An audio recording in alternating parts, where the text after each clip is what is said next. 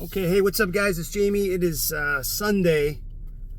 I don't know if I think it's the 8th. I'm not 100%. But I wanted to do a quick video because I haven't done one this week. And, man, there's so much I could share. But I try to keep these around 10 minutes. And I try to give something that is primarily designed for the kids to reflect on if they wanted to try to get an idea how to solve a problem or get some input or insight if I am not around to reflect, or if somebody else stumbles upon this channel that is designed just to be helpful, right? Don't care about likes and subscribes. I don't do that for this. Just a middle-aged dad of 4 that's a working guy and an investor, and trying to share things that I didn't have when I was growing up, which a lot of people can identify with, regardless of how successful they are at this point in their life. So some of the things that have recently happened that I thought would be noteworthy to share, which there is quite a few things that have had me distracted. One of which is I'm going to talk about the rental car business, I think, in this video. And I think it's better to just talk about one subject and then, go on to the next one and from there. So we started a rental car business a few months ago. I don't know exactly the date, but I want to say maybe July, somewhere around there. I think July. And here we are, we're in October now. So July, August, September, October. And for a few months, I was trying to find out how to get insurance for a new business for the private rental car fleet, because I thought that was really important for us, because when you're catering to private rental, you have body shops, you have dealerships, you have people that are traveling that come into the airport, just a variety of different things, right, that people rent cars for, and business trips. And there seems to be more, it's more profitable from what I could see, having a private rental, because sometimes people will come in, rent from you through like a Turo app, or I guess, some of these other ones like Hire Car, Get Around, but we use Turo. And then they might come back again to use your service. They may like the way you handle them, the communication, some of the things, the extras, the convenience. And you might want to put it through your private rental business, is what I was thinking. And that's what I've been hearing from some of the people I've been following and getting input from. So when they come back, I could say, hey, you could just give us the business, not just Turo, which I'm not against Turo, because we just started doing that. But Turo has a lot of fees. I mean, basically, I got a customer that had some questions that actually sent me their invoice, and there was like delivery fee, transport fee, operator fee, all these different fees that came into play, which is like $120 on top of our cost.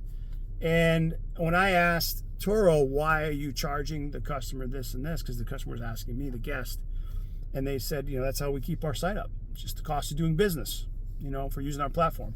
What am I going to say? I'm like, okay, so if that's what they're going to charge, that's what they're going to charge. So, but you're leaving a lot of money potentially on the table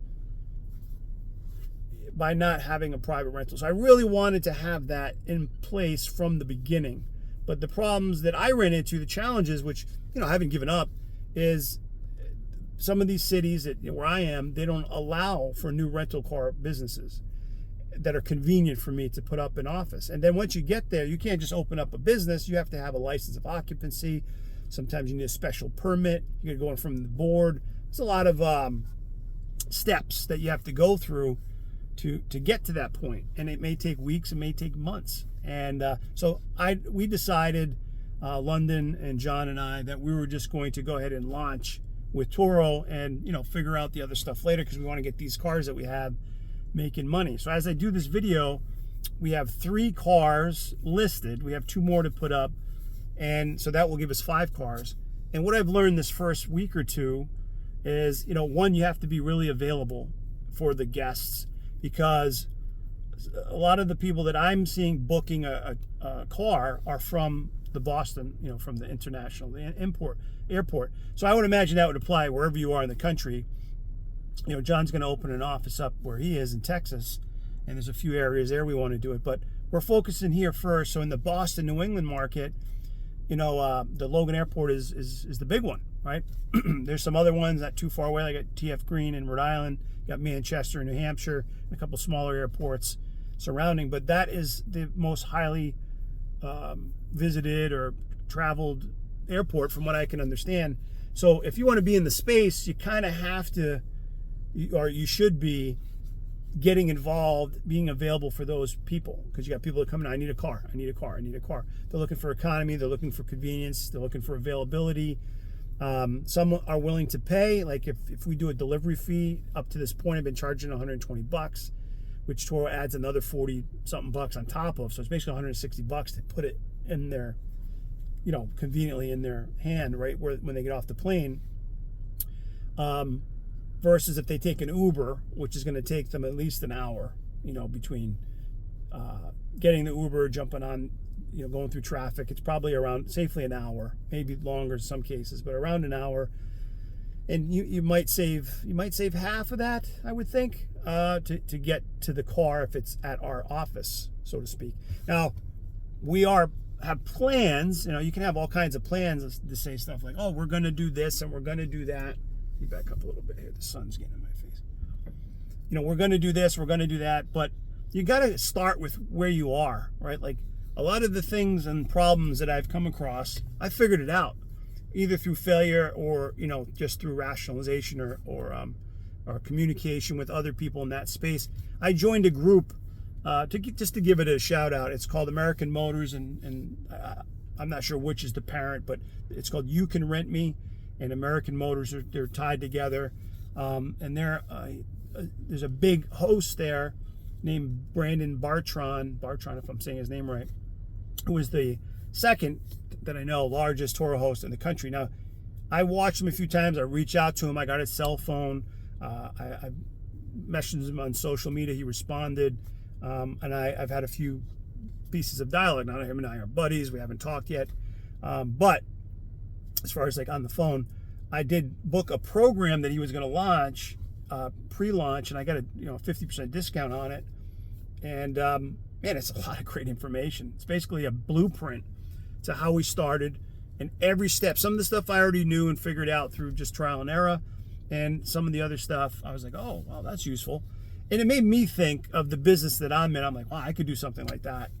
And for people that want to get into the auto industry or management or general management or director or finance, there's so much information I've accumulated over 25 years that for a niche market that somebody wanted to get into that, you could do these little videos, these little modules, this little program, like a Skillshare, and people will pay you, for it. Now he's getting $3,000 for this course.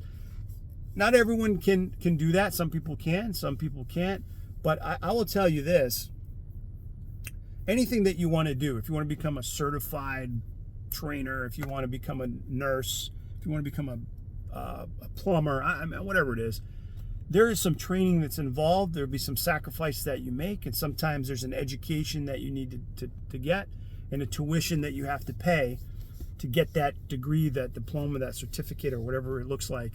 So you got to decide if you want to invest in yourself and invest in someone else or a company, and it may work, it may not, where you could say, I got something of value that I can apply to my own thing, and then basically reap the rewards of that information. So that happens every day in every type of different products and services that are out there that people are willing to share and profit from for the information. I mean, I know that any lawyers I've talked to that have that know the law have, they charge you by the hour, and it's usually anywhere from 150 to 1,000. Some, I have a couple lawyers I know are $1,000 an hour. Most of them are not that expensive, but 150 to $500 is pretty standard.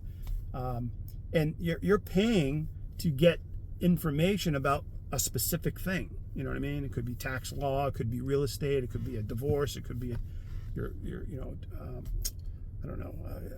some type of business. Things where like, I need a lawyer to review this and make sure that everything is on the right. I have lawyers I deal with real estate stuff that are real estate lawyers will look over the documents for offers made, that they have to look right, they have to make sense, and they have to protect us in case something falls apart. And I don't want to wing it. I don't want to just like Wild West it and hope that the document that I got off the internet is the right one. You want to, you have to pay sometimes to get the right information. Okay. So anyway, the point is this is my input on that. Whether you're going to start a rental car business or whatever your hustle might be, in addition to whatever work your job might look like, I would say that it's always going to be some pain there. There's always going to be a learning curve. There's some challenges, but you can figure it out. You don't have to be paralyzed with fear and say like, I don't know what to do. I don't know what to do next. You could figure it out. You could talk to somebody. You could watch a YouTube video. You can take a course. You could just dive in there and get your hands dirty, and to some extent, and move a little bit. Just move the needle just a little bit. Take a step. Because you'll be a step further than you were the day before. Versus if you go a week or a month or a year and you look back and you're like, man, I would be so much further ahead if I would have just took action today. And that's how I look at things. I just like to take some action. And along the ways, there'll be people that come and go. I've already had a couple people with the rental car stuff that I had to cut loose. And I like them a lot. One destroyed a friendship, unfortunately, it seemed like. And the other one was just didn't work out because we're not in line. And if you're not in line, then you have to make a decision. Say, look, this is the way I'm going, and this is what we're going to do. And we're either going to row in the same direction. And this is with probably any business, right, or sports team. There's roles and positions and tasks and things that you have to do to make the boat go forward or backwards, right? You got to row in the same direction. If you ever heard that saying. So I know we talk about stocks and I love that stuff, and we will this week.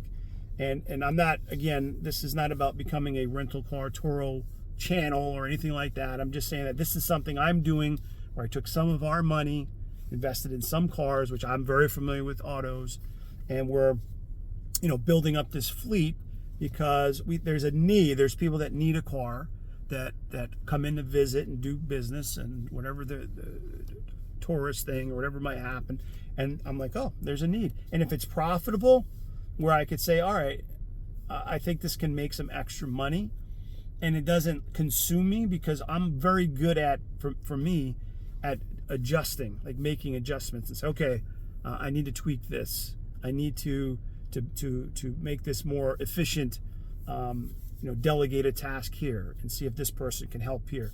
I have to give up some money in order to make this grow, because I am personally, for example, I am not going to drive to Boston Logan Airport. I'm not able to every day and go and pick up the cars, drop off the cars, clean the cars, do that whole process. It's not really realistic for me at this stage to do that all the time. And there's not enough money in it for me to put all my attention there. But I do see an opportunity, and I do have some people in my circle that say, hey, I'll do it. I'm there all day at the airport, 10, 12 hours. But you got to pay me. I'm not going to do it for free. And then you got to math it out and say, okay, is it worth this $30, $40, $50 or $80 or whatever it comes out to be, to have that person handle the customer, handle your car, and let them do the task that saves you time, because me, it saves me a couple hours. So to pay, like right now, I'll end with this.